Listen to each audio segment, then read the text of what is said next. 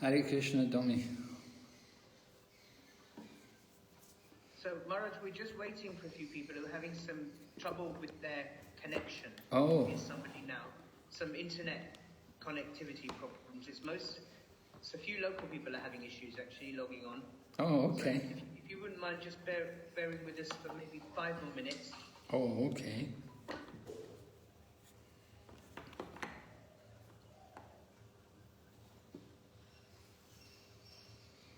Here comes a few more. Krishna Vijay Prabhu is here. Good.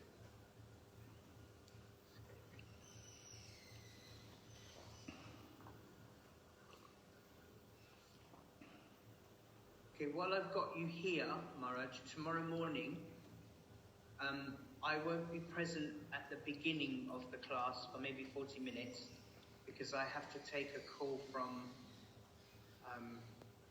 another country because of the time zones. I'm going to be in a meeting for a while. So Krishna Vijay Prabhu, are you here? Yes, Prabhu, I'm here. Can you just switch your video on so Maharaj knows what you look like? Yeah, I remember. You remember him, yeah? Oh, yeah. Okay, I mean, I wouldn't pick him out in a crowd, but I did meet him before. Well, I'm just going to spotlight him for you. Can you see him? He's waving. Oh, maybe you can't. Hare Krishna Maharaj. Hare Krishna, Prabhu. So, Krishna Vijay Prabhu will be here to assist for some of the sessions as well. So we should be all right with things that you need during the class. Okay. Thank you. Okay, I think you can probably begin now. We've got 23 people so far. Okay, we'll begin. Om Jnana Timirandasya Gyananjana Shalakaya Shaksurun Militanyena Tasmai Shri Gurave Namaha Nama Om Vishnu Padaya Krishna Pristaya Bhutale Srimati Bhakti Vedanta Swami Niti Namane Namaste Saraswati Devi Gauravani Pracharine Nirvisesha Shunyavadi Paschatya Deshatarine Panchakalpatarubhyascha Kripa Sindhu Bhayevacha Patitanam Pavanebhyo Vaishnavibhyo Namo Namaha Jai Shri Krishna Chaitanya Prabhu Nityananda Shri Advaita Gadadhar Shri Vasadi Gaur Bhaktavinda Hare Krishna Krishna Krishna Hare Hare Hare Rama Rama Rama Hare Hare. So we welcome everyone to our Bhakti Sastri ongoing study. We're now on beginning chapter 13 of the Bhagavad Gita. So this is the final section of the Bhagavad Gita study. You've already had 2 sessions, the first 6 chapters being the first session of Bhagavad Gita, and then you've just finished chapter 7 to 12, I think, right? You just finished that? Yes, Maharaj. Okay, so you're the survivors. Some people have not been able to keep up the course. You know, it's like that. I remember when I went to college, when I went into college, they told us, there's a person on your left and there's a person on your right. When you finish, there'll only be one of you. 1/3 of the people who enrolled in the first year, 1/3 will graduate. And so it was like that. It's a bit like this here with Bhakti Sastri. Not that we're failing people, but it's just difficult for people to get the time to keep up with the different assignments and listen to the classes. It becomes difficult. So well done. Congratulations to all of you for hanging in there. So we're on this chapter 13. It's an interesting chapter. Nature, the enjoyer, and consciousness, Srila Prabhupada calls it. The Sanskrit term for this chapter is Kshetra Kshetragna Vibhaga Yoga. So we're going to hear about the Kshetra and the Kshetragna today. So let's, first of all, this final section of the Bhagavad Gita is dealing with knowledge, jnana, and how by jnana we can come to bhakti. Just like in the first six chapters, the first 6 chapters was more putting attention into karma. And by karma, by activities, we could come to bhakti. In the middle 6 chapters, we heard about bhakti itself, and we heard about mixed devotion and pure devotion, ananya bhakti. So now in this final portion, we're going to hear about the process of knowledge. And Krishna will be speaking a lot about the modes of nature. We'll see this coming up again and again, the influence of the modes of nature and how we need to come to the mode of goodness and try to fix ourselves in the mode of goodness, and from the mode of goodness we can transcend to pure goodness. So some people, they think that the goal of the Bhagavad Gita will be taught at the end of the Bhagavad Gita. But Srila Prabhupada explains that it's not quite like that. And he gives the example of a sandwich. He said, you get the good thing in the middle.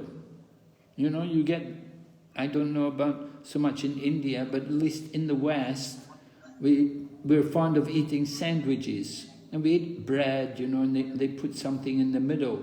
They'll put the cheese or the burger or the veggie burger, of course. And the salad, it all goes in the middle. And on the outside you have the bread. And so Bhagavad Gita is a bit like that. The first 6 chapters and the last 6 chapters, they're like the covering of bhakti, which is there in the middle, the very heart of the Bhagavad Gita. We see chapter 9, the most confidential knowledge. So that was the heart of the Bhagavad Gita. So this final section, this is the covering, one of the coverings of the Bhagavad Gita. So Prabhupada said, it's not that the good thing is at the end. It's not that knowledge is the goal, but bhakti is the goal. And that message came out again and again. All right, then the connection between chapter 12 to chapter 13. We should know. In chapter 12, verse number 7, Lord Krishna had described how he is the swift deliverer for all of those devotees who take shelter of him, that he delivers them from the ocean of birth and death. And Srila Prabhupada highlights that in his purport. He explains how... Is everyone hearing me okay? Yes, Maharaj. Okay, so long as I'm not muted or anything. It is okay. Okay. So just to introduce to you the connection here, chapter 12 to chapter 13, that chapter 12, Krishna says, I deliver the devotee from the ocean of birth and death. So Prabhupada explains very emphatically that Krishna is the one, or the Supreme Lord, he comes riding on the back of Garuda and he picks up the conditioned soul from the material world and takes him back to Godhead. Krishna promises like that he delivers his devotee out from this ocean of material existence. Prabhupada gives a nice example. He said, just like one may be in the middle of the ocean, but even if you're a strong swimmer, you could never swim across the ocean. One of the things they tell you, if you do happen to be in that unfortunate position that you're in the middle of the ocean, maybe a plane crashes and you find yourself in the middle of the ocean, or the boat goes down, somehow you're adrift there in the ocean, they tell you don't try to swim because you'll never reach. It's so far away, you can never get to the shore. You just have to wait for somebody to come and get you. So in devotional service it's also like that. The ocean of material existence, it's not our struggle, it's not by our struggle that we get out of that ocean of material existence, but it's Krishna who comes and mercifully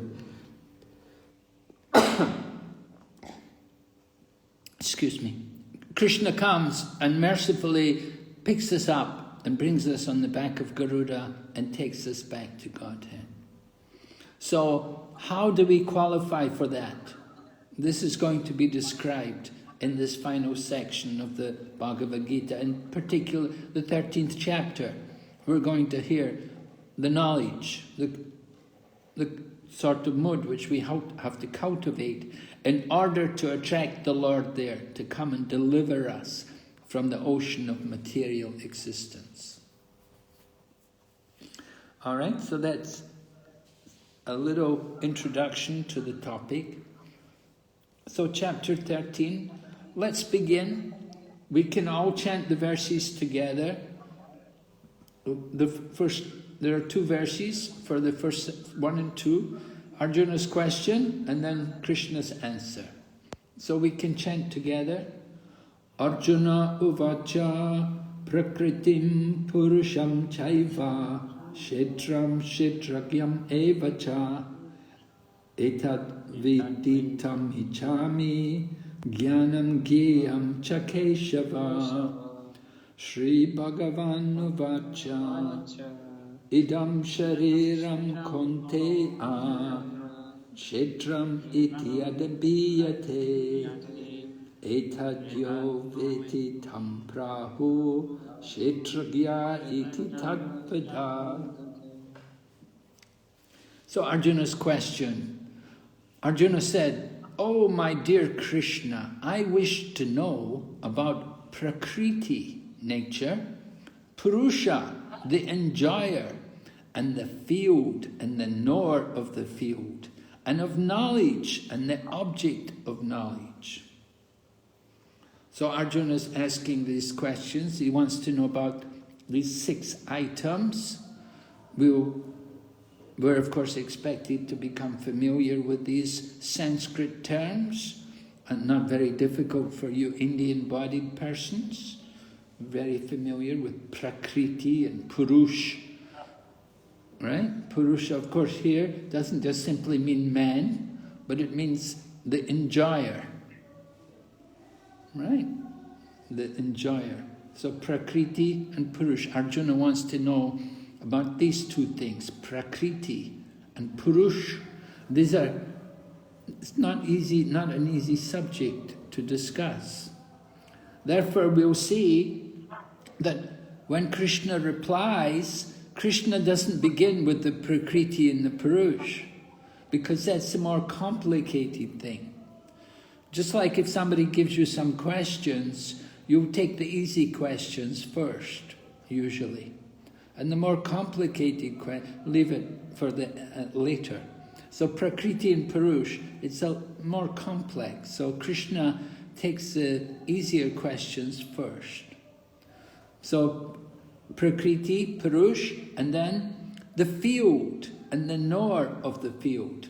The field being Kshetra, and The knower of the field, Kshetrajna. Right? The knower of the field. So, then, Arjuna also wants to know about knowledge and the object of knowledge. Knowledge, jnanam, and the object of knowledge, jneyam. Sorry if my pronunciation is off. I'm Western, I'm not, my Sanskrit pronunciation is always lacking. Please forgive me. Sorry about that, but I'm sure you can understand. Anyway, jnanam, knowledge, and jneyam, the object of knowledge. Arjuna wants to know these 6 questions. This is the 6 questions. So Krishna begins talking, first of all, about the Kshetra and the Kshetrajna, the field and the knower of the field. The Supreme Personality of Godhead said, "This body, O son of Kunti, is called the field, and one who knows this body is called the knower of the field." Right? The field, the body. Quite nice example, nice way to describe the body. It's a field. Just like the farmer has a field. Maybe you possess some land. You know, sometimes in different countries, like in Russia, they give each Russian person a piece of land. Because, it was initially, before it was a socialist country. So they, maybe it's still socialist, but before it was communist. But they have that principle that everything belongs to the state. So they divide the land up and they give everyone a piece of land. And the people can go off to the land and they can grow their vegetables if they want. And many people do it. It's especially once they're retired, they're not working in the factory or anything anymore. So they can go on the land and they just grow some vegetables, and they can, in the summer at least, they can grow things and they put them by, and in the winter time they can use them up. So our body is like a field. We plant the seeds there. We're using it to cultivate. We're performing activities. And we harvest the results according to the seeds we plant. According to the manner in which we work, we will have different results. In China, they have a saying that if you plant melons, you will harvest melons. And if you plant beans, you will harvest beans. You cannot expect to plant melons and harvest beans. Right? So it's like that. If we do good, then we will get good results. And if we work in a bad way, then we bring trouble on ourselves. So the body is a field. It's a field. According to how we use the field, we get different results. The body produces the different fruits or results, the seeds, the crops, the harvest seen in the body. And then the knower of the body. One who knows this body is called the knower of the field, the Kshetrajna. Kshetrajna, the knower of the field. So Prabhupada gives some examples about knowing how we can know the field. He says that, let's read from Prabhupada's purport here, how Prabhupada explains it very nicely. He said, well, first of all, reading from the first paragraph in the purport here, right?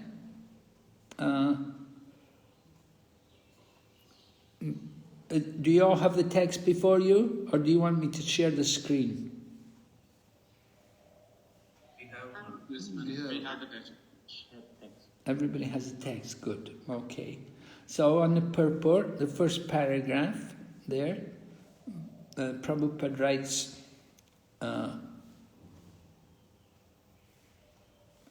the field of activity is the body. And what is the body? The body is made of senses. The conditioned soul wants to enjoy sense gratification. And according to his capacity to enjoy sense gratification, he is offered a body or field of activities.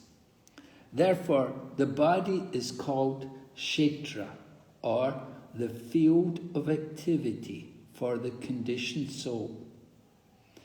Now, the person who should not identify himself with the body is called kshetragya, the knower of the field. It is not very difficult to understand the difference between the field and its knower, the body and the knower of the body. Not very difficult for Prabhupada. It may be difficult for a lot of materialistic people who are very strongly in the bodily concept of life, but for most of us it's not a difficult thing to understand that there's a knower in the body. Sometimes Prabhupada will say these things, not very difficult, just like he said, 4 regulated principles, he said not very difficult, but for many people it's very difficult. Anyway, Prabhupada then continues, any person can consider that from childhood to old age, he undergoes so many changes of body, and yet is still one person remaining. Thus there is a difference between the knower of the field of activities and the actual field of activities. A living, conditioned soul can thus understand that he is different from the body. It is described in the beginning, Dehinosmin. The living entity is within the body. The body is changing. Boyhood, from childhood to boyhood, from boyhood to youth, from youth to old age. And the person who owns the body knows that the body is changing. Right? What are some examples which Prabhupada gives to help us understand the difference between the body and the soul? We will ask you devotees, maybe you can raise your hands.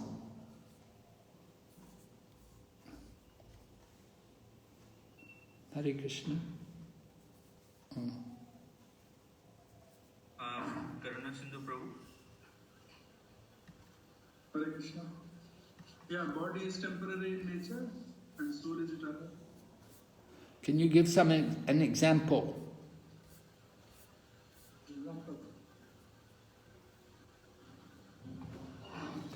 What kind of examples does Prabhupada give to help us to understand the difference between the body and the soul?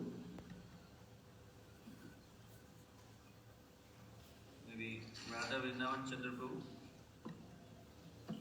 Like a car and its driver, so the car does not move unless the driver is in there. The car is like a body and the driver is like a soul. Okay, good. Yes? Leela Mataji. Hare Krishna, Prabhupada often said that we say this is my hand, this is my leg, my feet, but then who am I? Yes. That Very good. Yes, it's a good example.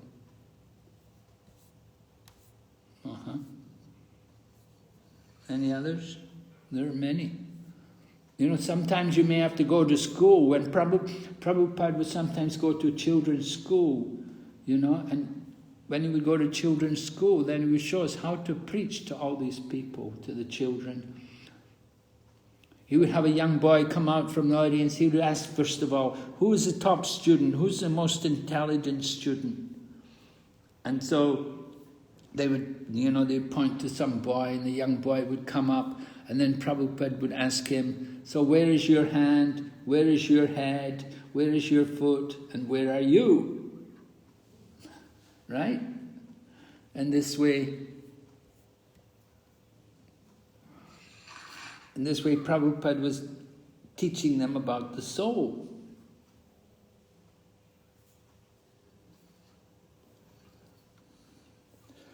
We have Rajavita Prabhu who want to answer also.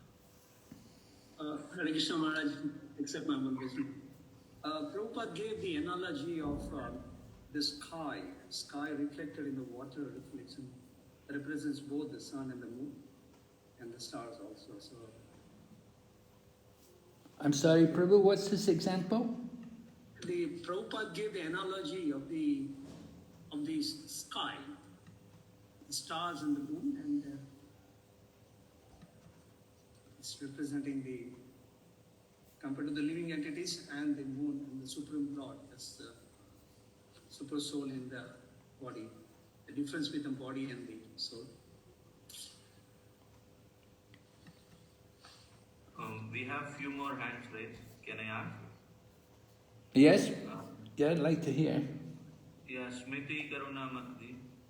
Hare Krishna Maharaj. Maharaj Srila Prabhupada often told about the near-death experience and out-of-body experience. So there he tells the example of how there is a difference between body and the soul. How does it, what's the example? He'll tell about the incarnations and how the near-death experiences that people, they see themselves when they're out of the body. And that is why he explains that we are not the body, we are the soul. Oh, okay. Near-death experiences. Yes, Yeah, all right. Ramya Mataji. Hare Krishna Maharaj, Dandavad Pranams. We have heard the example of accepting new garments, just like we accept material bodies. Yes, new garments. Okay, good. Sarveshwar Shyamsundar Prabhu.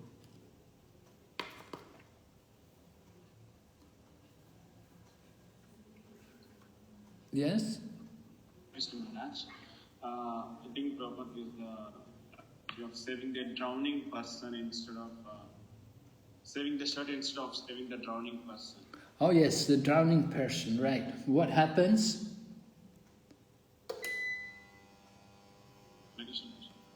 What happens? Do you remember?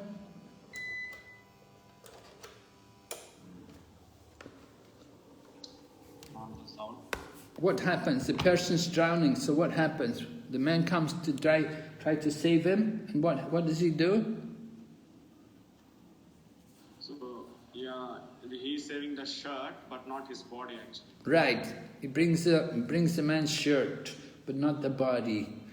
He thinks I've saved him, and he holds up the shirt, right.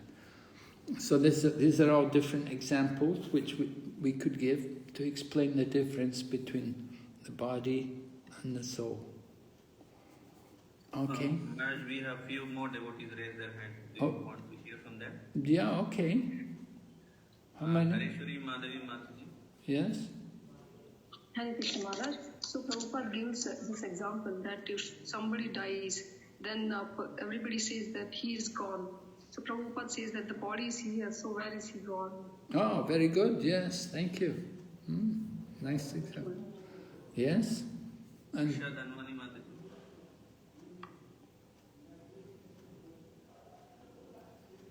yes? Who is it?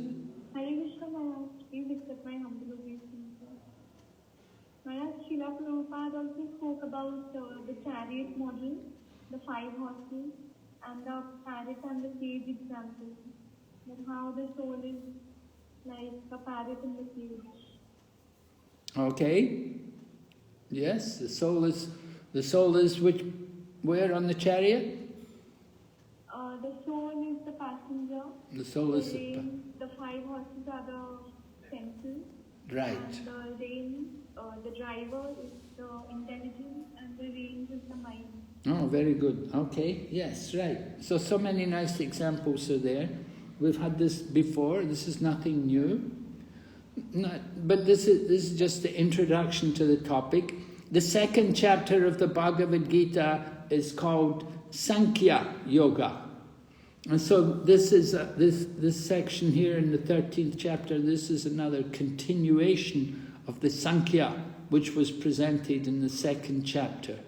We're going to get an elaboration, more details of the Sankhya, which was presented very briefly in the second chapter. So we learn that there's the body, the field, and there's the knower of the field, the soul. Within the body there's another. Right? So then reading again from Prabhupada's purport, he says, the owner is distinctly Kshetrajna. Sometimes we think, I am happy, I am a man, I am a woman, I am a dog, I am a cat. These are the bodily designations of the knower. But the knower is different from the body. Although we may use many articles, clothes, etc., we know that we are different from the things used. Similarly, we can also understand by a little contemplation that we're different from the body. Alright, so this way Prabhupada's explaining the knower of the field, the Kshetrajna. Within the body there's another. We'll just read this, the next paragraph there where Prabhupada talks about the Bhagavad Gita. Someone may like to read for us. Krishna Vijay Prabhu, could you read in the first 6 chapters? Yes, Maharaj.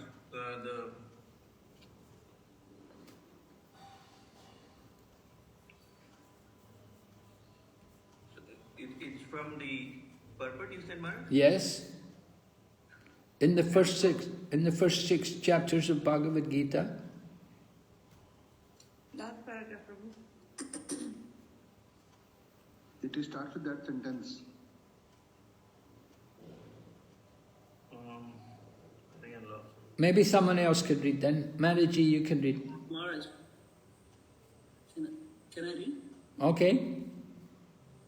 In the first 6 chapters of Bhagavad Gita, the knower of the body, the living entity, and the position of which he can understand the Supreme Lord are described.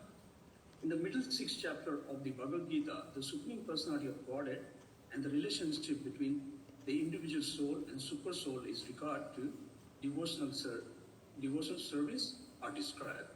The superior position of the Supreme Personality of Godhead and the subordinate position of the individual soul are definitely defined in these chapters.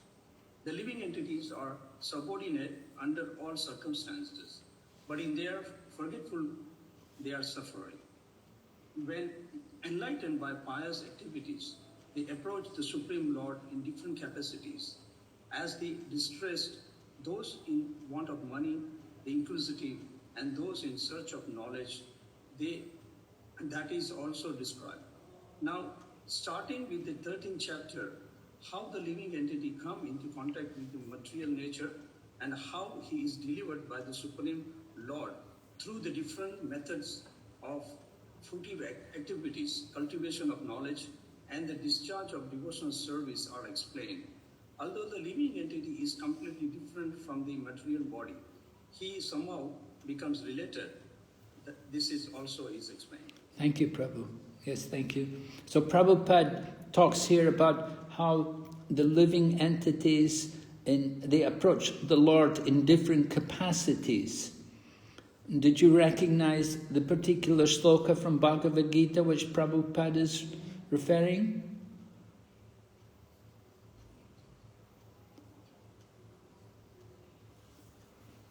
All right? Yeah. Yes? Prabhupada is talking about the 4 people who come to Krishna. Yes. So this is like Chaturvida Bhajante Ma. Yes. That shloka? Yes, right. That's right. Yeah. Right. They're all pious people, right? They're all enlightened by pious activities. Some are in distress, some are in want of money, some's inquisitive, and some are in search of knowledge. But they've come to Krishna. And why did they come? Because they have some sukriti, they have some pious activities to their credit. Somehow they contacted the devotees and they were receptive, and that has brought them to Krishna. So this chapter we're going to hear how the living entities come in contact with the material nature and how Krishna delivers them through karma or jnana or bhakti. So this will all be described to us in this 13th chapter. Okay, are there any questions so far?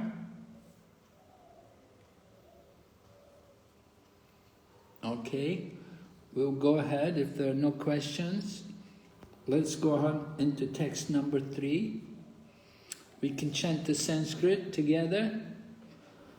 Kshetrajam chapimam vidhi sarva kshetreshu bharata kshetra kshetraknayo jnanam tajjat jnanam matam mama.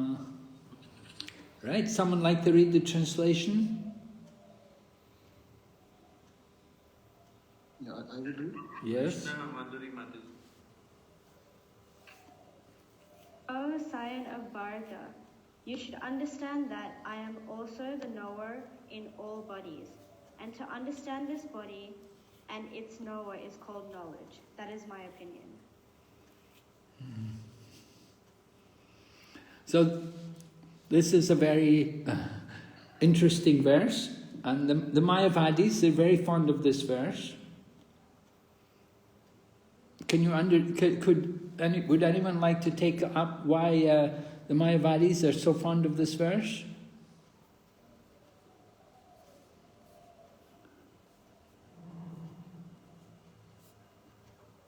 Can you see the implications?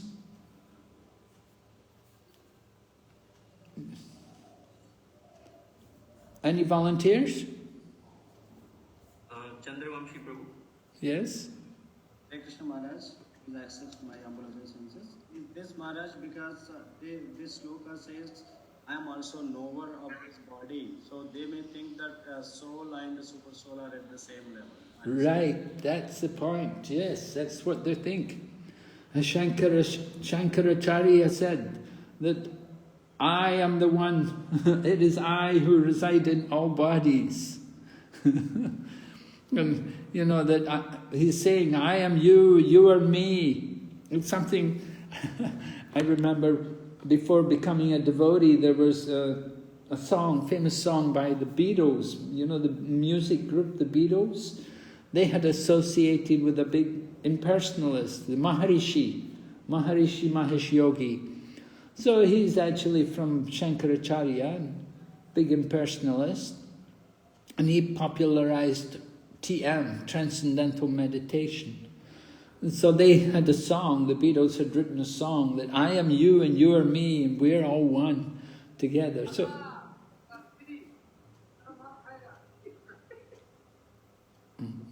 be careful if there are people in the background. If there's people in the background, you may have to mute yourself.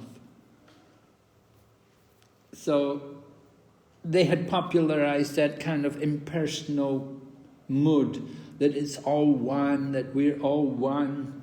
I am you, and you're me, and we're all God, and we can do anything we like. So this verse, it lends itself to that kind of interpretation. Krishna is saying, I am the knower in all bodies. And so people take it, they're thinking, well, I'm also Krishna, I know my body, why can't I know other bodies? We know all bodies. They're thinking like that. They're thinking that they know all bodies, but of course we do not know other bodies. We only know our own body. We know our own pleasures and pains. We don't know the pains and pleasures of others. We only have the experience of our own bodily pains and successes. But it's not possible for us to fully appreciate what others experience. So our consciousness is limited to our body. We don't know about other people's consciousness. So this is the point. So in this verse, Lord Krishna, let's read the translation. O Sayana Bharata, you should understand, I am also the knower in all bodies, and to understand this body and its knower is called knowledge. That is my opinion. So Krishna has defined what is knowledge, right? What is knowledge as defined here? Knowledge means that we should know both the body and its knower. And we will learn, of course, that there are two knowers within the body, not just one knower. So we have to know the body and the knower within the body, meaning both the soul and the super soul. That is actual knowledge. So this is Krishna's definition of knowledge.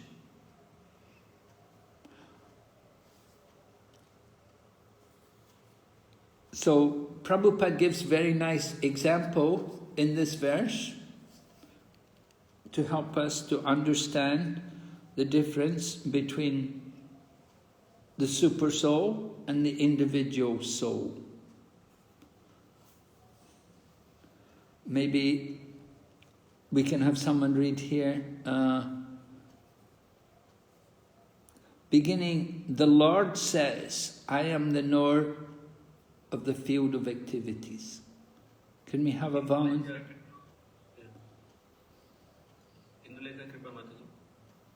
Hare Krishna Maharaj, Dandavat Pranam. The Lord says, I am the knower of the field of activities in every individual body. The individual may be the knower of his own body, but he is not in knowledge of other bodies. The Supreme Personality of Godhead, who is present as the Super Soul in all bodies, knows everything about all bodies.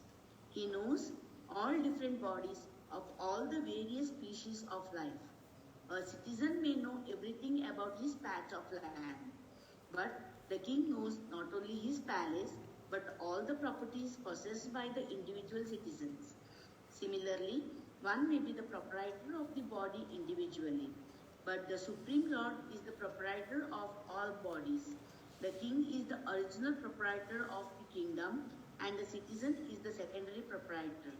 Similarly, the Supreme Lord is the supreme proprietor of all bodies. Oh, thank you. Yes. So this is a very powerful example Srila Prabhupada's giving to help us to understand the difference between the Lord, who is within the heart of all living entities, and the individual living entity. It's a very appropriate example. You know, you may be renting an apartment, like here in Mayapur. Many people, they're living somewhere in like Abhay Nagar or Gaur Nagar, and they're renting, and the person they're renting from, he has several apartments, and he takes money from each of them. So he's the apartment owner, and he knows about all of his apartments, and we only know about the one apartment which we're renting. So this body is like our apartment, or like our land, in the kingdom of the king. The king knows all the land. We just have our own piece of land. We take care of our own land. But the king knows about all the land. All right? So the point is, there's not simply one soul, but there are two souls within the body. And that fact is supported later on in the 15th chapter. We will see how Lord Krishna gives more clear indication of the presence of the super soul. Of course, it's a controversial point, and we know that many people, they will interpret the Shastra, Bhagavad Gita, they will interpret it as being Advaita philosophy. They'll say it's all one. Ultimately, the Supreme is one. And they will have many quotes and references to support this. But we see in the 15th chapter, Krishna gives more clear indication of the presence of the Super Soul. So this is something which always goes on. I remember one time there was a journal in India, it was called Bhavan's Journal, and the reporter came to meet Srila Prabhupada, and he had prepared a number of very nice questions. I think that the answers which Prabhupada gave, they're all recorded, and they're in one of Prabhupada's books, maybe in Science of Self-Realization. But anyway, one of the questions was that here in India we have two philosophies. We have Dvaita and Advaita. Advaita meaning oneness, and Dvaita meaning dualism. In other words, some people say there's only the one soul, and other people say, no, there are two. So who's right? So Prabhupada said to the reporter, he said, they're both right. He said, let them both chant Hare Krishna. So Prabhupada didn't want to spend a lot of time arguing on this point, but of course it is quite a big topic, and there are many examples, and we will see how Lord Krishna himself deals with it. In verse number 5, Lord Krishna shows us how to tackle this problem. All right, we'll go ahead. The body consists of the senses, and the Supreme Lord is Rishikesh, the controller of the senses. He's the original controller, just as the king is the original controller. The Lord says, I am also the knower. That means he is the super knower. The individual soul knows only his particular body. All right? Prabhupada makes the point, the distinction between the field of activities, the knower of activities, and the supreme knower of activities is described as follows. And then Prabhupada talks, what is knowledge? Perfect knowledge of the constitution of the body, constitution of the individual soul, and constitution of the super soul is known in terms of Vedic literature as Gyan. That is the opinion of Krishna. So this is actual knowledge. We want to understand the difference. Purusha, the enjoyer of nature, described here. Not yet discussed, but will be discussing. It will be brought up. Prabhupada says, he gives an example here. He said, one has to understand the position of Prakriti, nature, Purusha, the enjoyer of nature, and Ishvara, the knower, who dominates or controls nature and the individual soul. One should not confuse the three in their different capacities. One should not confuse the painter, the painting, and the easel, right? The painter, the painting, and the easel. So, would anyone like to tell us who is the, first of all, what does the easel represent? Does the easel represent the Lord, or the individual soul, or material nature? Do we have some hands? Not yet, Maharaj. Does everyone understand the question? Yeah, we have one devotee raised hand. Only one. No, we want everyone to give an answer. Everyone, you have to pick. The easel, you know what the easel is? It's a stand which the painting is on. So does the easel represent the Purusha, the Supreme Lord, the Ishvara, or Prakriti, right? There's Prakriti, Purusha, and Ishvara. So, which one is the easel? Leela Madhuri Mataji. How many people say, let's have hands, you have to respond. How many people say the Iso represents Prakriti? Yes, Maharaj, I say. How many hands do we have? I also say. Yes, easily it's Prakriti. Does anybody, how many people say the Iso represents the Purusha? Yes, Maharaj, I say it is representing Purusha. And how many people say the Iso represents Ishvara?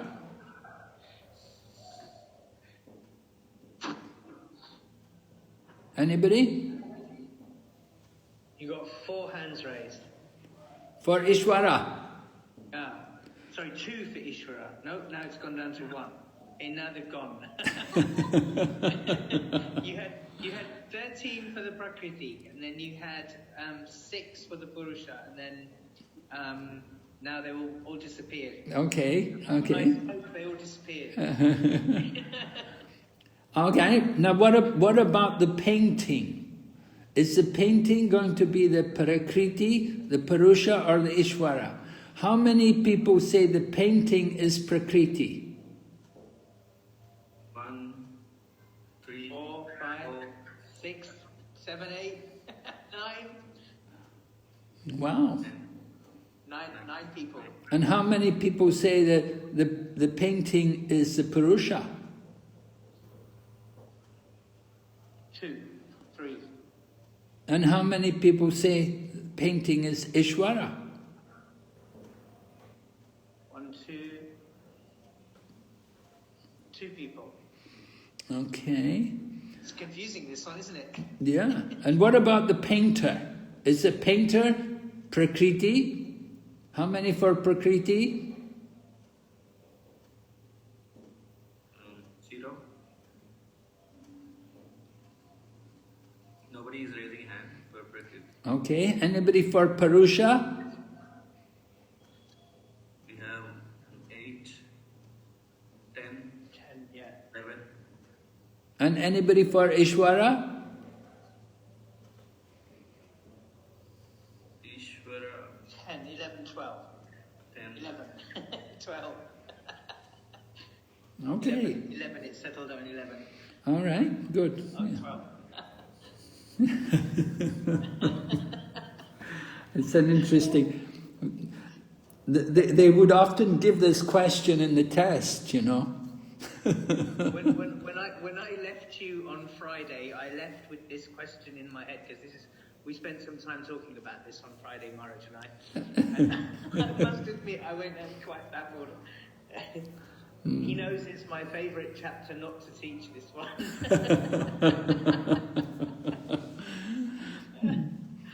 And Prabhupada actually doesn't say which one is which, but he just said, don't confuse the painter, the painting, and the easel. Okay, okay, we won't confuse the painter, the painting, and the easel. But to compare which one is the Prakriti and the...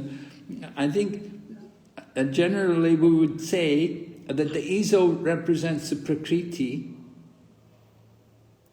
everything resting on the material nature, and the painter is the Supreme Lord, that he's the ultimate controller. He dominates everything, controlling everything. And the painting is the Purusha. Generally, we would explain like that. Anyway, the main point is we have to be able to distinguish between the three. Which one is nature, which one is the Supreme Lord, and which one is the living entity. And then, at the end of this paragraph, then Prabhupada says, he said, there are 3 Brahman conceptions. Prakriti is Brahman, as the field of activities. And the jiva, the individual soul, is also Brahman and is trying to control material nature. And the controller of both of them is also Brahman. He is the factual controller. So this is again, you can see it's similar to Mayavadi philosophy a little bit. Mayavadis, they would love this quote. Shankaracharya, he always said, Sarvam Kalvidam Brahma. Everything is Brahman. Everything comes from Brahman. So that's why they say, it's all one. They say, I am you, you are me, we're all God. It's all one. There's a oneness, but there is also the difference, right? And we have to emphasize that point. That while there is a oneness, the spiritual nature of everything is there. The fact that it's the energy of the Lord makes it Brahman. But there is also difference. Lord Chaitanya was eating dirt. His mother wasn't happy. Remember that pastime, Lord Chaitanya, or was it Krishna had been eating? Well, of course, Krishna was also eating dirt, but similarly, Lord Chaitanya, he had some clay pots and he was eating the clay. His mother was very shocked. And Lord Chaitanya said, why? He said, everything you give me, it's a transformation of the earth. It comes from the earth. You give me the food, it's transformation from the earth. What's wrong with me eating earth? Why I should not eat the mud? And Mother Sachi defeated him. She said, no, listen, it's not like that.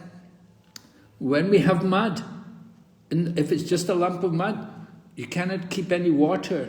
But when the mud is made into a pot, we can store water in the pot and keep it. So there's a difference. And when you eat food, the food which I give you will nourish your body and give you strength. But if you simply eat the dirt and eat the mud, that will give you disease. It's not going to nourish your body. So you can understand the difference from the effect. Okay? So, Prabhupada continues. Next paragraph in this chapter. Someone please read.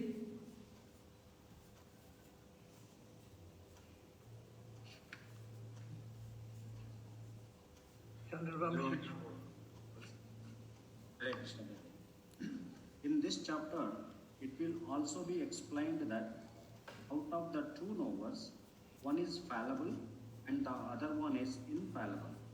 One is superior and the other one is subordinate. One who understands the two knowers of the field to be one and the same contradicts the supreme personality of Godhead, who states here very clearly, I am also the knower of you. One who misunderstands a rope to be a serpent is not in knowledge. There are different kinds of body and there are different owners of the body. All right, thank you very much, Prabhu. Thank you. Yes? So this is the point here, that there are two knowers in the body. There's the soul and the super soul. And we're going to be hearing about this in more verses. All right, we'll go ahead. Text number 4. Let's chant the verse. Tat shetram yachcha yagritcha yadvikari yatascha yat sachayo yat prabhavascha tat samasena me shrinu. Yes, someone please read translation.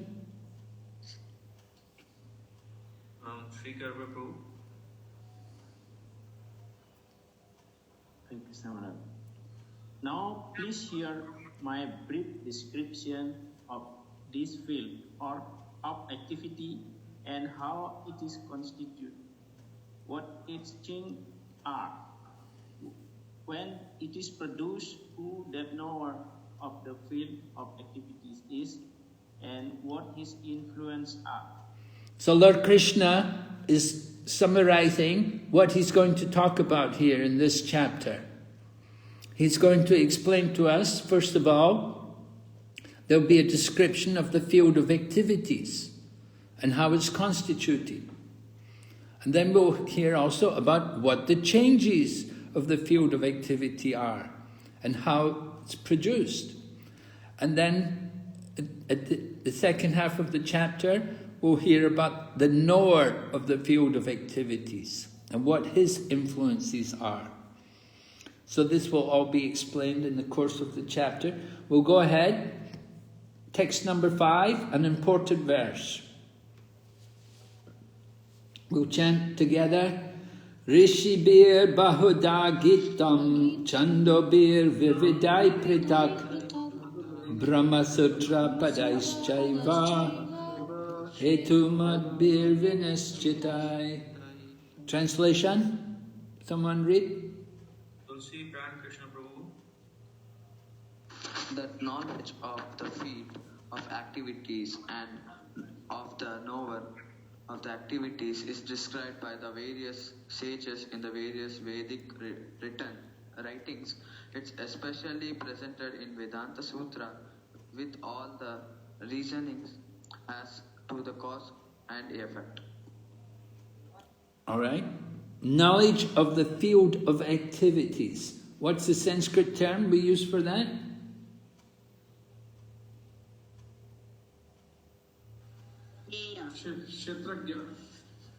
Yes, right. No, well, that's the knower of the field of activity. But the field of activities is the kshetra, and knowledge of the field. So we want knowledge of the kshetra and the knower of activities. The knower of activities is Kshetragna, right. So Krishna wants to establish, is it simply one soul or two souls? So Krishna is saying this knowledge is described by various sages, right? Various sages in various Vedic writings. And then he particularly talks about the Vedanta Sutra, or Brahma Sutra as it's also called. So, generally in our Krishna conscious philosophy, we say we have three authorities, right? What are our three authorities? Parallel tracks. The three authorities? Guru, Sadhu, Shastra. Thank you, Prabhu. Yes. So, in this verse, who is Guru?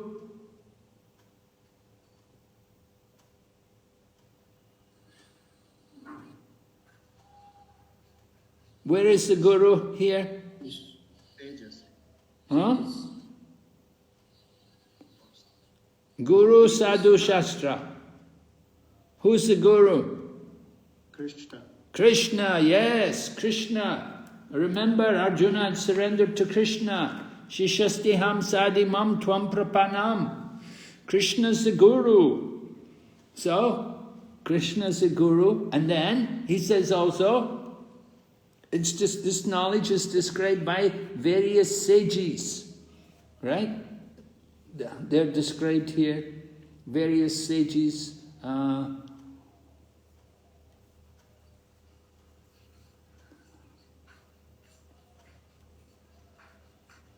And Chandobi, Vividai Pritak, Vedic hymns, various Vedic hymns. Oh, why? Rishibi, by the wise sages, the very first word. Rishibir Bahudagitam, the sages. So, we look to them for guidance. And then we look to the Shastra also, the Chandobi, the Vedic hymns, and the Brahma Sutra, the essence of the Vedas, from Vyasadeva. So, this way, Sadhu, Shastra, and Guru, Lord Krishna is also there to guide us. So, it's important for us, and sometimes we will spend some time to do a little exercise to consider what happens if we just have Guru and we don't have Sadhu and Shastra. Anybody would like to suggest what would be the result of such a situation? You simply follow Guru. Somebody said, I have blind faith in my Guru. No, I don't know about Shastra. I don't know what all these sages say. I just follow my Guru. Is that a healthy situation?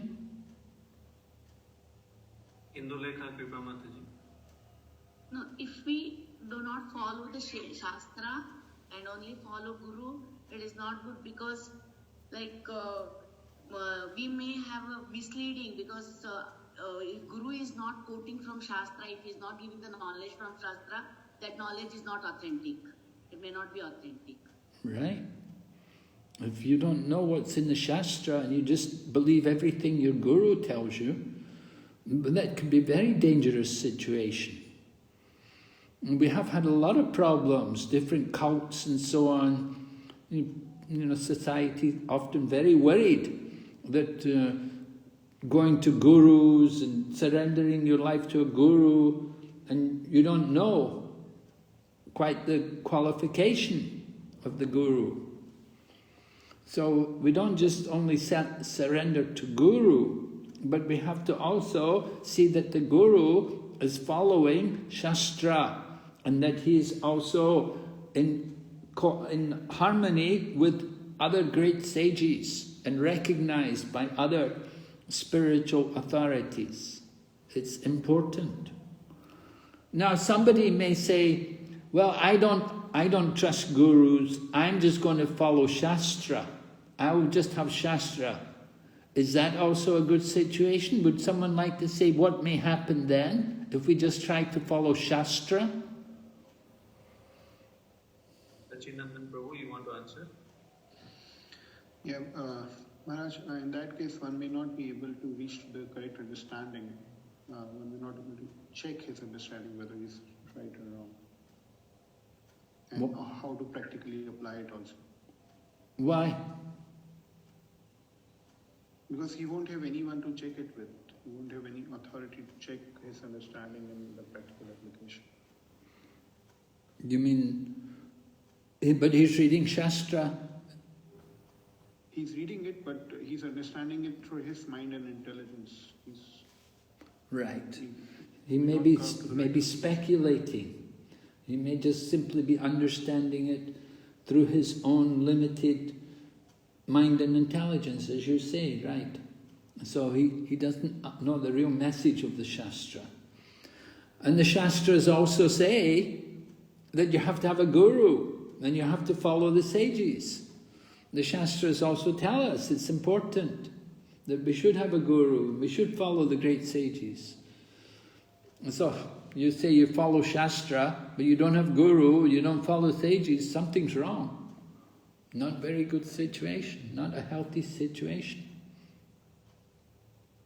And then somebody else, they just follow sadhus. They don't have guru and they don't have any Shastra. So, what is the result? What will happen? Hare Krishna Maharaj. So actually that is also not a very healthy situation because we don't know the sages, they might not be referring, they might be doing on their own mental speculation, especially the Gyanis and all. So they mostly believe on their mental speculation. So we won't know the correct, we won't have correct understanding of what the actual truth is. Yes, definitely. So it's very important for us that we need all three authorities there. We need to have sadhu, shastra and guru. It's an important point. And Lord Krishna is showing it for our benefit that Lord Krishna himself, although he's the Supreme Lord, and Lord Krishna has already declared in the 7th chapter, he said, there's no truth superior to me. Everything rests on me, just like pearls are strung on a thread. But Lord Krishna himself is referring to Vedanta Sutra, and he's talking also about the opinions of the great sages. So Lord Krishna himself is making this important point to us. Is this okay? Any questions?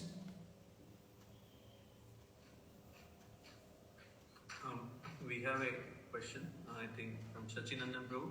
Yes? Hare Krishna Maharaj. Maharaj, in the Purport to 13, this third verse of the chapter, as they're seeing that Sarva Khala Idam Brahma. So, and it is also being referred to Prakriti, and both the knowers, the Supreme Soul and the Soul, they are Brahma in some aspect. So, just wanted you to elaborate on that. I mean, first of all, as far as my understanding, the definition of Brahma is they are spiritual, they are not material. Is that correct? Definition of Brahma. Yes, generally we say Brahman means spirit, right? So you're puzzled that how Prakriti can be Brahman. Yeah. Well, the point is that the Prakriti is also the energy of Krishna. The Prakriti, the material nature, comes from the impersonal Brahman. It's manifested from the impersonal Brahman. So in that sense, it's also Brahman. That it has its origin from the Brahman. The spiritual nature itself manifests the material nature. So in this way, the Prakriti is also considered to be one conception of the Brahman. But I mean, if we look at it in that sense, like a child is originated from parents, but the child is different from the parent. He cannot be said that he's the same as the parent. No, but he represents your family. He represents your family. Not separate from the family. You can't say separate from the parents. The child is certainly part of your family. Mm-hmm. So, Prakriti being manifested from Brahm, therefore it is called Brahm. I mean, but it is simultaneously it is different from spirit. It's matter. Yes, it's temporary. Yes, we would say that. But in some ways, it's matter. But if you consider it in the sense of its origin, where it comes from, in that sense, you can say it's also Brahman. Okay, that's it. So this is the way this is how it's being described like this here. It's, and one more thing, Maharaj, if I just couldn't join timely and my night was having some problem. I was wondering how does Arjuna comes to asking these questions about Prakriti, and I was not able to find the link. You might have discussed in the beginning, but it was not fine. So please forgive me for. How did Arjuna come to ask these questions? Well, he wants to understand more clearly. Something which has to be understood properly. We know Prabhupada spoke a lot about we're not this body. To understand we're not the body. Prabhupada spoke many times on this point, again and again. Very important, because he wants to get it really into our heads. It's the foundational point of our Krishna conscious philosophy. And although we say, well, I know I'm not the body, but still we don't act on that platform. So Arjuna wants to hear, again, he wants this topic to be discussed more. And we explained the connection from the previous chapter that Krishna says he will deliver the living entities. So how do we get delivered? We have to have this proper understanding. We have to be worthy of being delivered by Krishna. So Arjuna wants to be very clear in his mind. Prakriti and Purush. The body and the knower of the body. Knowledge and the object of knowledge. Very important points. Like I said, this is Sankhya philosophy. We want to understand the root of this material nature, the root of our existence here in this world. It's very important for us to understand clearly the nature, the difference between the super soul and the individual soul. I mean to say that in the middle 6 chapters, it was talk was going on of pure devotional service. In the last verse, the Translation says those who follow this imperishable path of devotional service, who completely engage themselves with faith and making me the supreme goal, are very dear to me. So Krishna was explaining all those who are dear to me, and it appears that Arjuna suddenly recalled something, or wanted to clarify something, and he jumped back to the Sankhya Yoga. Krishna is the top elevated from different yoga system, and it came to Bhakti Yoga, and Krishna explained about Bhakti Yoga completely. And suddenly Arjuna, well, remember, I explained how the first 6 chapters and the last 6 chapters are like coverings, you see. The center part was a valuable part, where Krishna is discussing Bhakti Yoga. But Krishna wants some covering over the Bhakti Yoga. Therefore, the first 6 chapters, the last 6 chapters, it comes in the middle. And this is a covering again. We're getting the covering on the Bhakti Yoga. We have to protect the Bhakti Yoga. And it's protected by this covering. And we get this good covering, and we get a proper understanding of the body, and the knower of the body, the field of activity, the knower of the field. We understand these things properly, then we're more qualified for Bhakti Yoga. So it's not a waste of time. It's very carefully presented. The Bhagavad Gita, very systematic presentation. The covering of the Bhakti is there in the middle, the valuable part is in the middle. And here we're looking at the covering again, the Sankhya, the covering. Because we have to understand these things carefully. Then we're more qualified, we're more able to devote ourselves fully to Lord Krishna and understand the value of his teachings. If we just simply take up Bhakti Yoga without understanding properly, it won't be so effective. We really want to understand, we want to have a good philosophical basis, and this is being given here in these coverings. May I speak more, Maharaj? Okay. Just going like a conversation. Okay. So, is it like that Arjuna has understood everything, and he is also intentionally, he's also wanting to give a covering to Bhakti in this conversation between Krishna and Arjuna? Because Arjuna has, in the previous chapters also regarding Virat Rupa and all. So Arjuna was in the mood of compassion to the other living entities, and therefore he asked certain questions for the future to establish that Krishna is Supreme Lord. And here, we have come to the topmost of Bhakti Yoga, and Arjuna is going back to Sankhya Yoga. So is it also that Arjuna, he has understood everything, but simultaneously he also wished to give the covering? That is why he's asking. Well, generally in a conversation, if I'm in a conversation with any senior devotee or my Guru Maharaj, generally when things go on from the base, like Karma Yoga, Sankhya Yoga, Karma, everything was explained, and then we have come to Bhakti Yoga. And then if I go again to this previous explanation, either I have not understood it properly, the only reason maybe that I have not understood it properly, then I will go back, or I just want to re-clarify my understanding.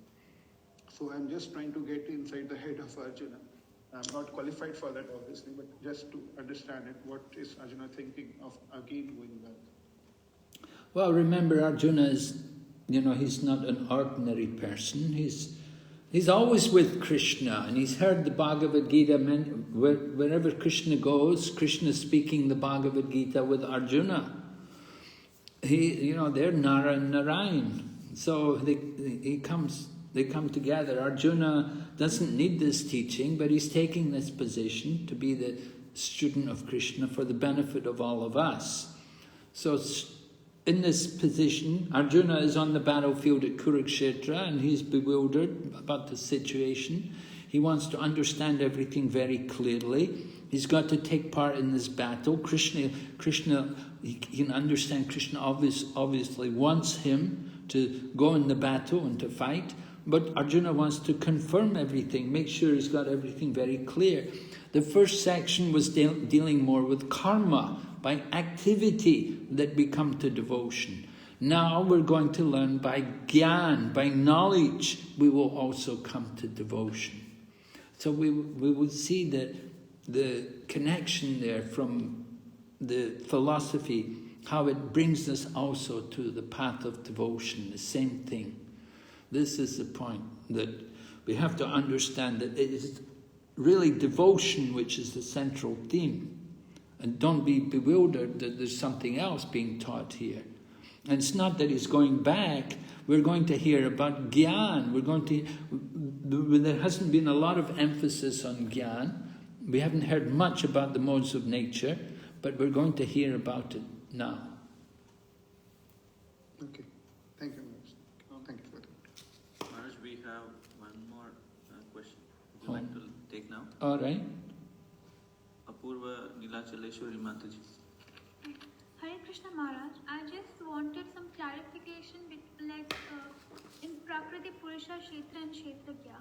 So generally we say that Purusha is the Lord and Prakriti is all the living entity and the energies of the Lord.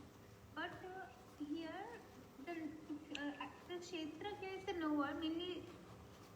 So here does the Purusha refers to the living entity? Yes, right, yeah. I take your point. Yeah, but the living entity is also a Prakriti, you're saying. Yes, but living entity is superior Prakriti. So in this particular case, the living entity is being described as the knower of the field, the Kshetragna. And the Purusha is the Lord himself. Yes, Purusha is the Supreme Lord, right? We're also trying to be Purusha. We always think of ourselves as Purush, we think we are the enjoyer. We have that tendency. But ultimately, there's only one Purush, Krishna. He's the real Purush.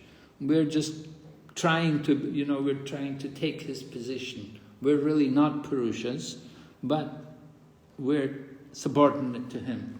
And Prabhupada makes this point, just coming up here, that going back there, just over there in purport of text number 3, it said that there are two knowers. One is fallible, the other is infallible. One is superior, other is subordinate. Right? We don't always like to be subordinate. That's the problem. We think we're the Purusha. One who understands the two is said to be actually the knower. All right, so this is the point. Thank you for bringing that up, Mataji. Yes, and Krishna does describe the living entity as superior Prakriti, but here in this particular case, the example was given that the living entity is the knower in the field of activities, is Kshetragna. Right?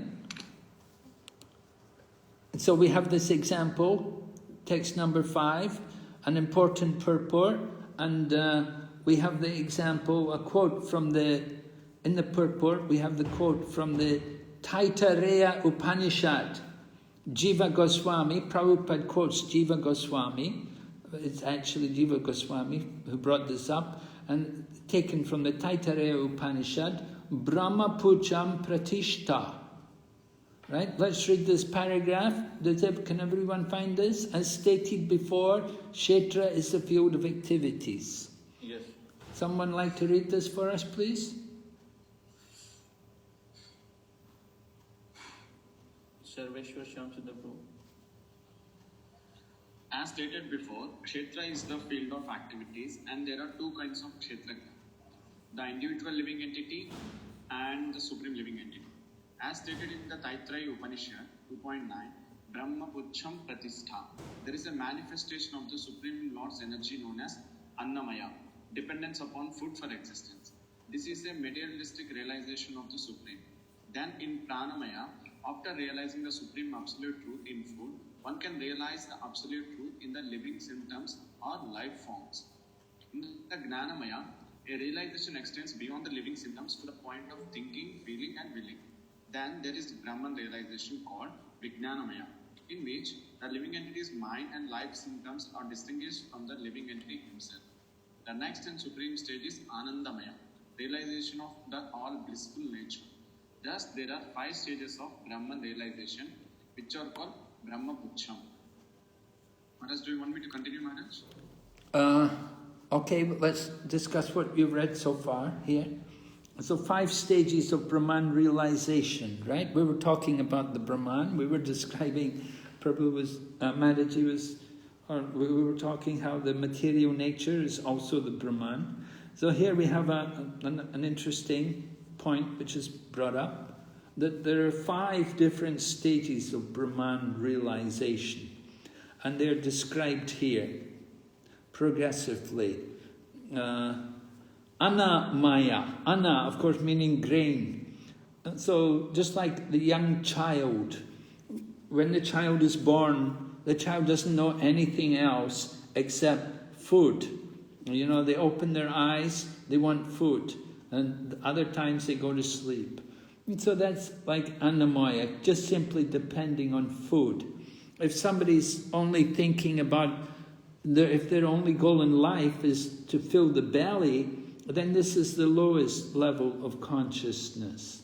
And this is Annamaya, simply depending on food. No other purpose but to fill the belly. So above that is the Pranamaya. Prana meaning, of course, the life symptoms. So one is more aware of life. We're not just thinking only of food, but we can actually understand that there's living symptoms. You can understand the difference between someone who's living and something which is just simply dead matter. So this is Pranamaya, recognizing the symptoms of life within a person, within the body of a living entity. And then above that comes Jnana Maya.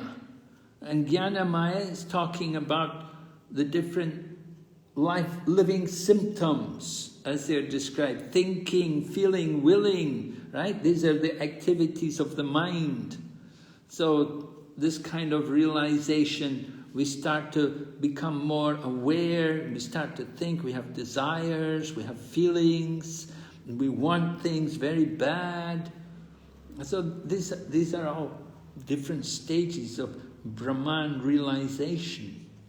And then there is Brahman realization called Vijnanamaya, in which the living entity's mind and life symptoms are distinguished from the living entity himself.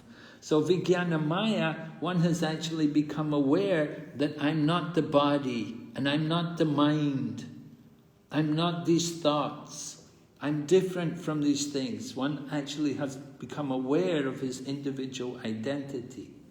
It's a Vijnanamaya, some realization of our spiritual nature. And then the final stage is Anandamaya, realization of the all-blissful nature, that we're spirit souls and we're eternally a part of the Supreme Lord Krishna. So this is the desired stage of perfection, to understand our spiritual nature as part and parcel of Lord Krishna and to be engaged in his service. And one will feel naturally that bliss. So, we'll go ahead, read the next section. Out of these, the first 3, Annamaya, Pranamaya and Jnanamaya, involve the fields of activities of the living entities. Transcendental to all these fields of activities is the Supreme Lord, who is called Anandamaya. The Vedanta Sutra also describes the Supreme by saying, Anandamayo Abhyasat. The Supreme Personality of Godhead is by nature full of joy. To enjoy his transcendental bliss, he expands into Vijnanamaya, Pranamaya, Jnanamaya and Annamaya. In the field of activities, the living entity is considered to be the enjoyer, and different from him is the Anandamaya. That means that if the living entity decides to enjoy in dovetailing himself with the Anandamaya, then he becomes perfect. This is the real picture of the Supreme Lord as the Supreme Knower of the field. The living entity as the subordinate knower and the nature of the field of activities. One has to search for this truth in the Vedanta Sutra or Brahma Sutra. Thank you. Okay, thank you. So Srila Prabhupada is describing for us this nature of this Brahman realization, that he quotes Anandamaya Bhasat. Anandamaya Bhasat, the Supreme Lord. By nature, he is always blissful, full of joy. And we're also meant to be blissful. We're also meant to be Ananda. When we're connected to him, we have that. But then Prabhupada explains, to enjoy his bliss, he expands. And he expands into these different levels of realization. First there is the Vijnanamaya, right? The realization of ourself just simply as a spirit soul, without having realization of our connection with the Supreme. And then below that, then you have the three realizations of Brahman, which involve the field of activities, involve the body, Pranamaya, Jnanamaya, Annamaya. This is related to the body, the living entity's material body. So these 5 different levels of realization, they're given here in this purport. We want to understand the significance of these 5 different levels of Brahman, how they relate. 3 relate to the material body, and other 2 relate to our spiritual nature, to the knower of the body, knower of the field. It is mentioned here that the codes of the Brahma Sutra, going on, the codes of the Brahma Sutra are very nicely arranged according to cause and effect. Some of the sutra or aphorisms are Naviyad Ashrute, Natma Shrute, and Paratu Tachrute. The first aphorism indicates the field of activities, the second indicates the living entity, and the third indicates the Supreme Lord, the summum bonum among all the manifestations of various entities. All right? So, in this way, Srila Prabhupada tells us, from the Vedanta Sutra, the same knowledge is being presented. And Prabhupada quotes these 3 different aphorisms from the Brahma Sutras, from Vedanta Sutra. They're talking about the field of activities, the Lord, and the living entity. So this same knowledge is being presented for us here. Lord Krishna is saying we have to understand everything based on Sadhu, Shastra, and Guru.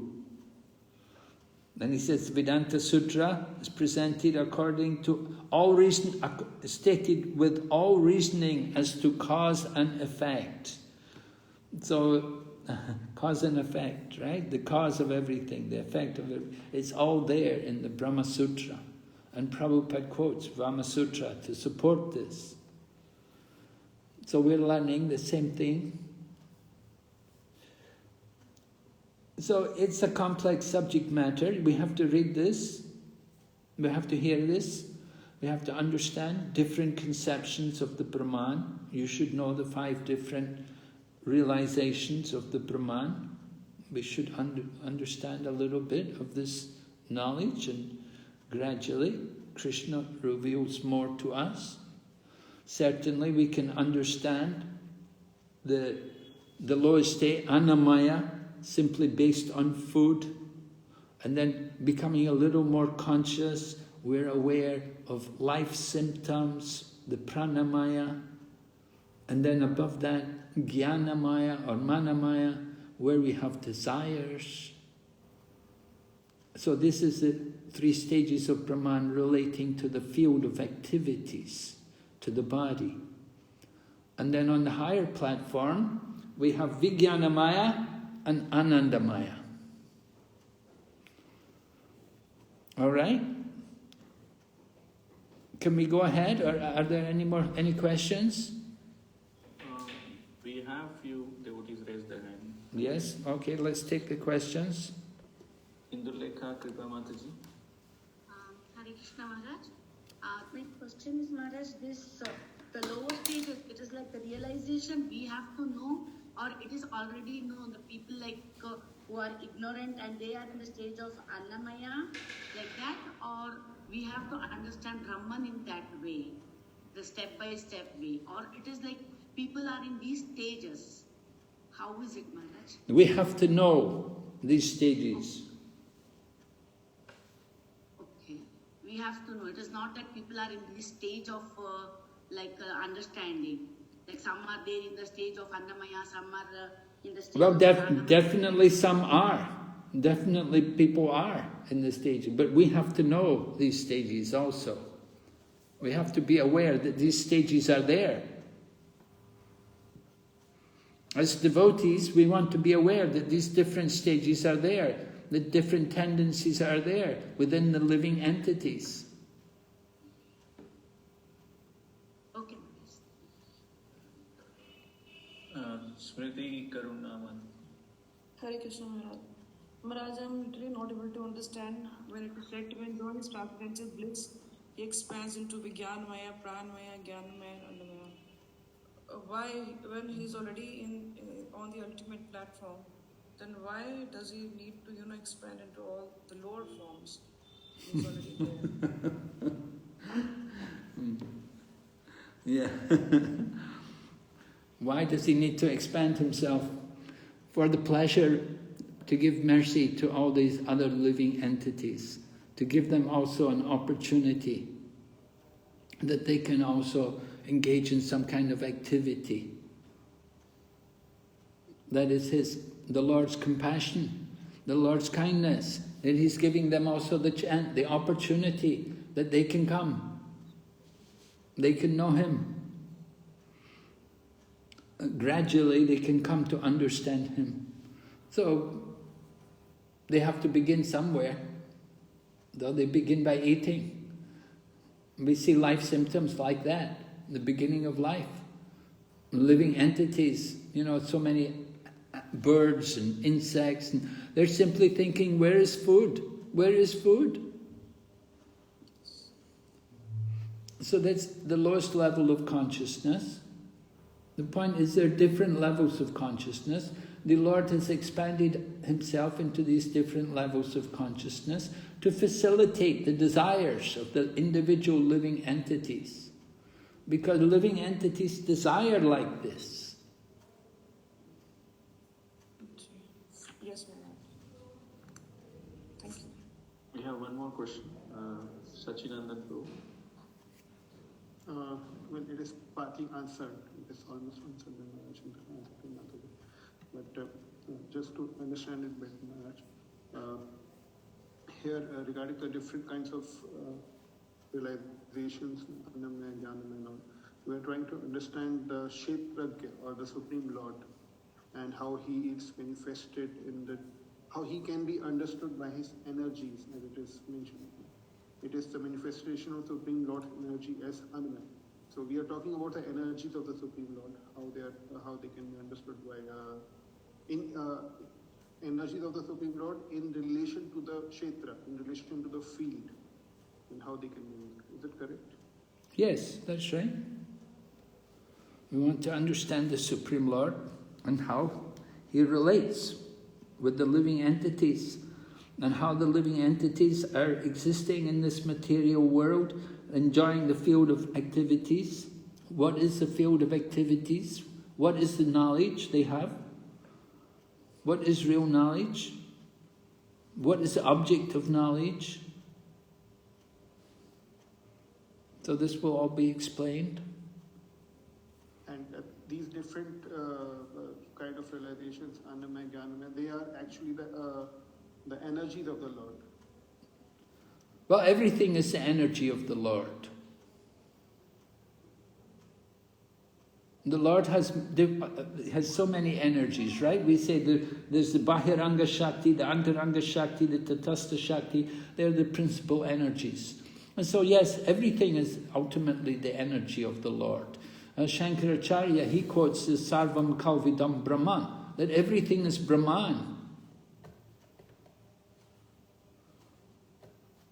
And so everything is the Lord's energy, but it's different from the Lord, right? There's the energetic and the energy. We're also the energy of the Lord. We are also Prakriti. We are also His energy. Right? Yeah. So here we're trying to understand the Lord by His energies. I mean, one who's on the level of Annamaya consciousness, he tries to understand the Lord by the food which he gets. Like yes, right. The energy of the Lord. Yes. In that way. Or there's someone superior who's supplying me the food. Yes. In that way, and then in Jnanamaya understanding, there's different kind of understanding. And then Anandamaya, there's the Supreme Lord is completely blissful, and I'm being a part of it. I'm also blissful. So this is how one relates to the Supreme Lord by best understanding. All right. Yes. Good. Thank you, ma'am. All right. Can we go on? We have one more question we would like to take. Yes. Chaitanya Prasad Pu. First, I want just like here it's mentioned the five stages of Brahman. Like Lord have three way of manifestation: Brahman, Paramatma, and Bhagavan realization. So is it the same Brahman, or it's talking about something else? No. We're talking about the Lord's energy. The Brahman. It's not the Brahman realization. Yeah, there are many manifestations of the Brahman. It appears in many different forms. Right? We have you have the Brahma Jyoti, the effulgence coming from the body of the Lord, this Brahman. But we have also the living entities, the spark of the living individual living entity, Atma, the Jivatma. We are also Brahman. And we have the material nature. The material nature we were explaining can also be understood as Brahman. Although it doesn't have consciousness, but it's still the Prakriti of the Lord.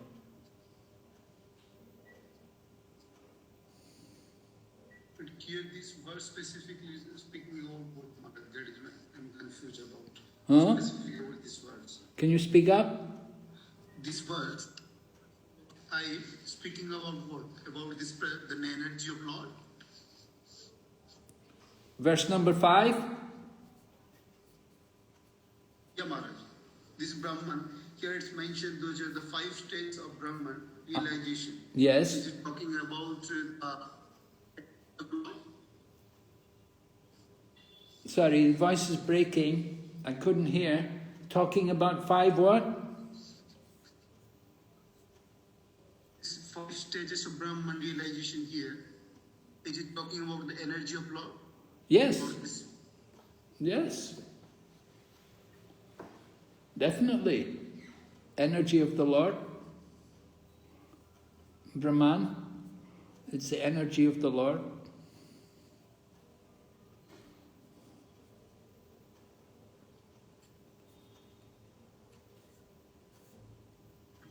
Sorry, I was kicked up due to my bad network. Sorry, Maharaj. No, okay.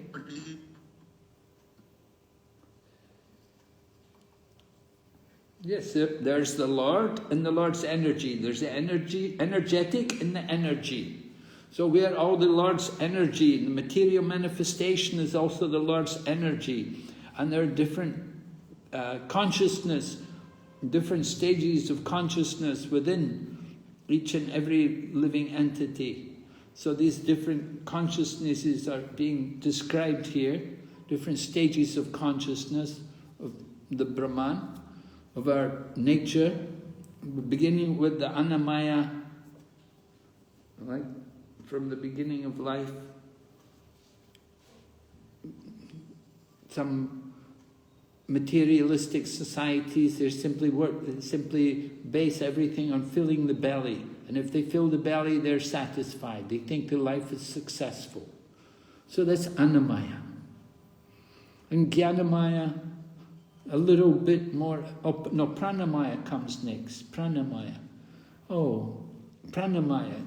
We recognize, oh, my countryman or my fellow member, family member, and we relate to people close to us, and we think my friend and this person's my enemy.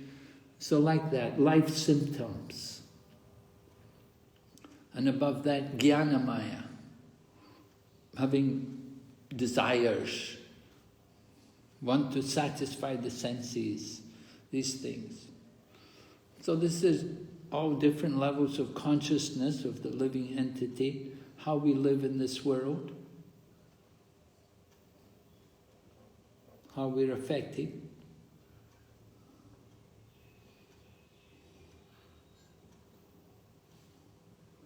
All right, we'll go ahead. We want to look at, just try to finish this first section, up to text number 7. It's the first section.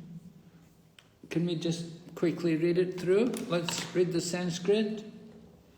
Mahabhutani ahankaro buddhiravyaktameva cha indriyani daisaikam cha pancha chandriya gochara icha dvaisha sukham dukam sangatas chetanadriti etat chetram samasena savikaram udaratam. The 5 great elements, false ego, intelligence, the unmanifested, the 10 senses in the mind, and the 5 sense objects, desire, hatred, happiness, distress, the aggregate, the life symptoms and conviction, all these are considered in summary to be the field of activities and its interactions. So Lord Krishna is describing, what's he describing here? 24 elements. Kshetra. Thank you, Kshetra, right. The field of activities, the Kshetra. You want to know what is the field of activities? It's all mentioned here, the different elements of the field, right? So Prabhupada explained the 5 great elements, meaning 5 great elements are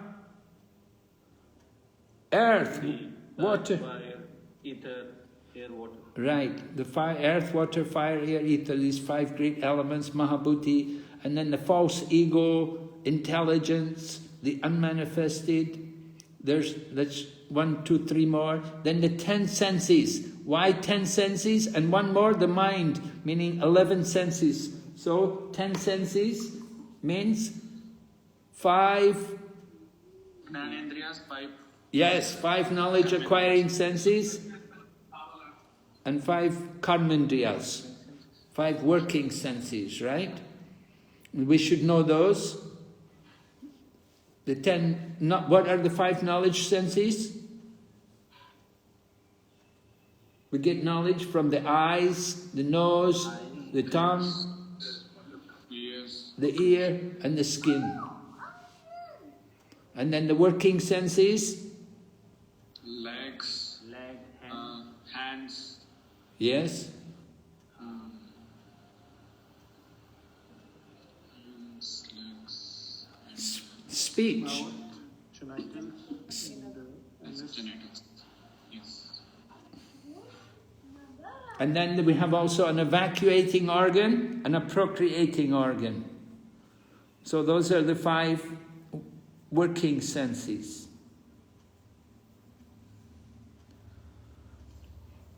Right? 5 working senses. The voice, legs, hands, anus and genitals. Anus, the evacuating organ, the genitals, the procreating organ. So like that, 5 working senses along with the mind. So, and then the 5 sense objects. Sense objects being? Sight, smell, taste. Yes. Taste. Right. Okay, you've got the 5 sense objects. And then we hear about the interactions of the field of activity. Desire, hatred, happiness, distress, the aggregate, the life symptoms and convictions. So these are the aggregate, this is the interactions of the field of activity, right? So we should know these things. Prabhupada writes, now the aggregate of these 24 elements is called the field of activity. If one makes an analytical study of these 24 subjects, then he can very well understand the field of activity.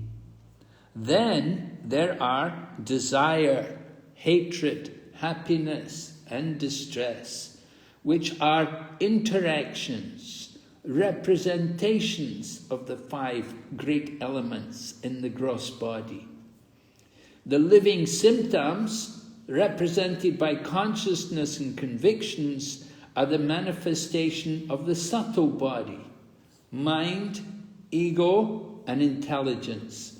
These subtle elements are included within the field of activity. Right? So the subtle elements are also included there, the mind, the ego, intelligence. Because of them, that's why we have these different living symptoms. I'll just read a little more here. The 5 great elements are a gross representation of the false ego, which in turn represents the primal stage of false ego, technically called the materialistic conception, or tamasi buddhi, intelligence in ignorance. This is an interesting point.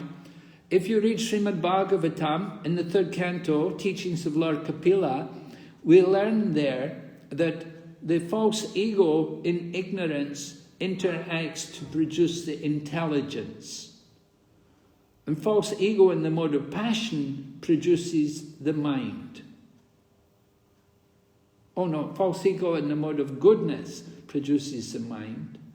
And false ego in the mode of ignorance produces the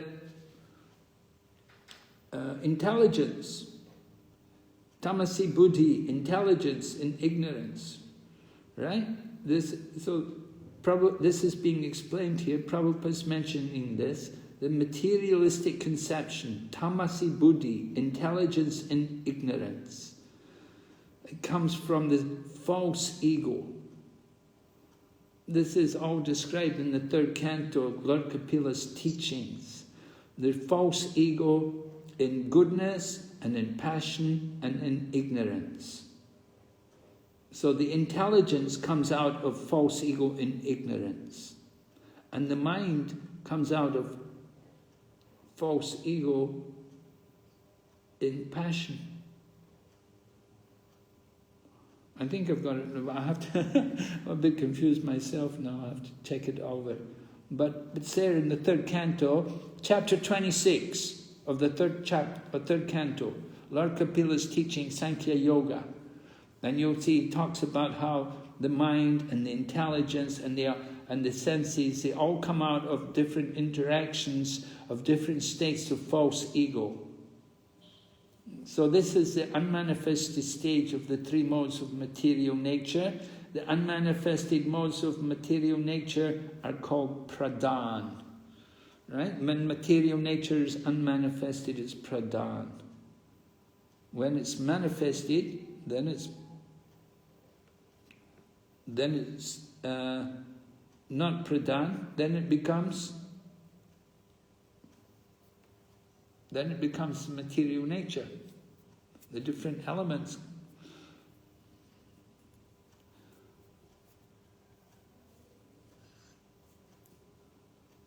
So you want to know about these 24 elements? You can read chapter 26 of the 3rd canto of Lord Kapila, and they're described in detail there. The body is the representation of all these factors, and there are changes of the body, which are 6 in number.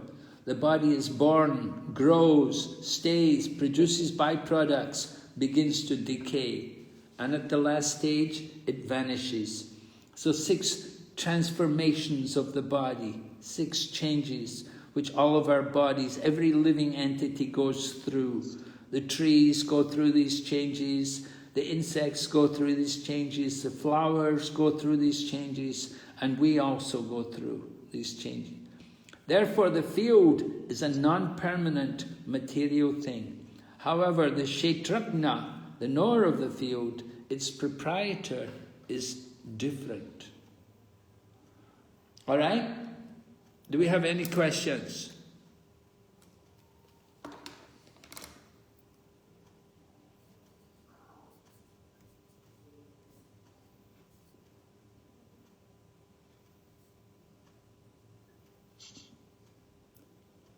Is everyone okay with, yes? The body, description of the body, the field of activities has been given to us, 24 elements. And the 6 changes which the body goes through.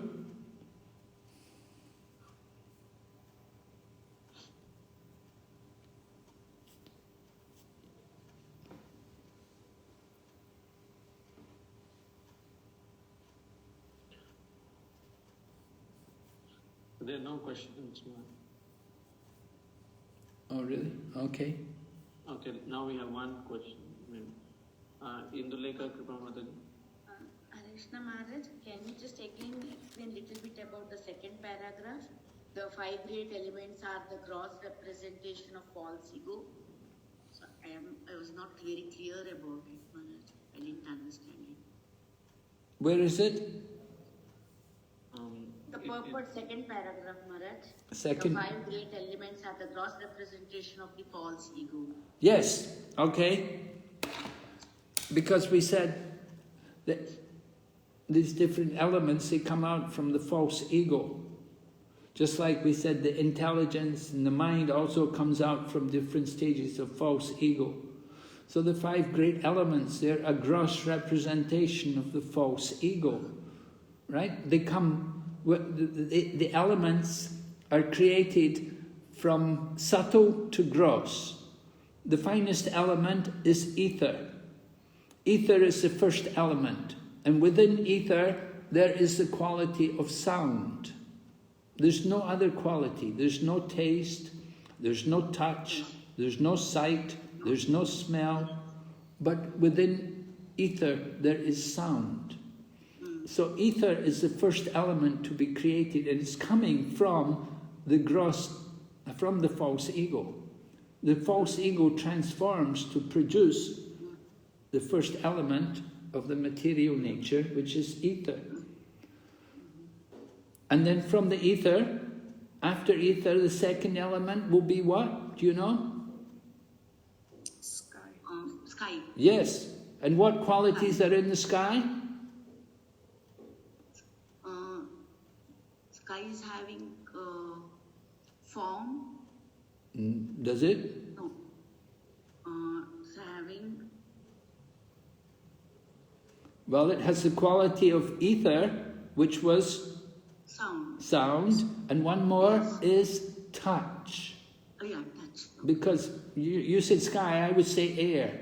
You know, when the air blows, when the wind blows, you can feel the touch of, right? Touch. So touch is there, right? And then after air, next one is? Fire. Fire. And fire has sound and touch and form. Yes. Fire has a form. Can be a big blazing fire, maybe a little fire, a little light, like a candle light. So it has form. And then after fire, next one is? Water. Water. And water has sound and taste, right? As well as taste, as well as sound, touch, and form has also taste. And the final element? Earth. And earth has? Smell. Taste, right? And smell.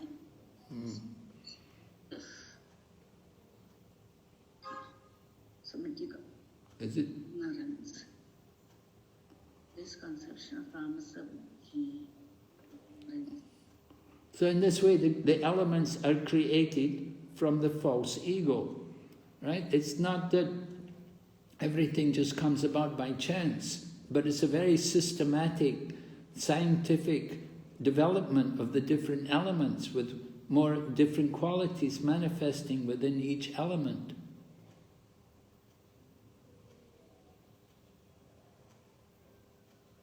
Right?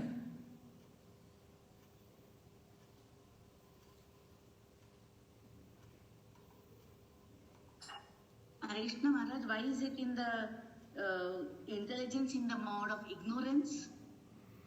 Yes, I was explaining about that from Kapila, Lord Kapila's Sankhya Yoga, that the intelligence comes from ignorance, right? Yes. Why? Because with intelligence we do things like planning. We plan, and that's considered to, according to Ayurveda, this tendency towards planning. This is more symptom with the mode of ignorance. The mind is more passionate. The mind will just do things without thinking, without planning. So there's more passion. But the intelligence is ignorance because we're planning. We make plans, and this is a problem. Okay, Maharaj. Thank you, Maharaj.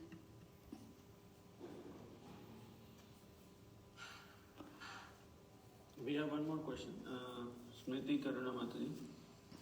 Hare Krishna Maharaj. Maharaj, when it is said the unmanifested modes of material nature are called pradhan, so does it mean when it says unmanifested that it is not yet Mahatattva?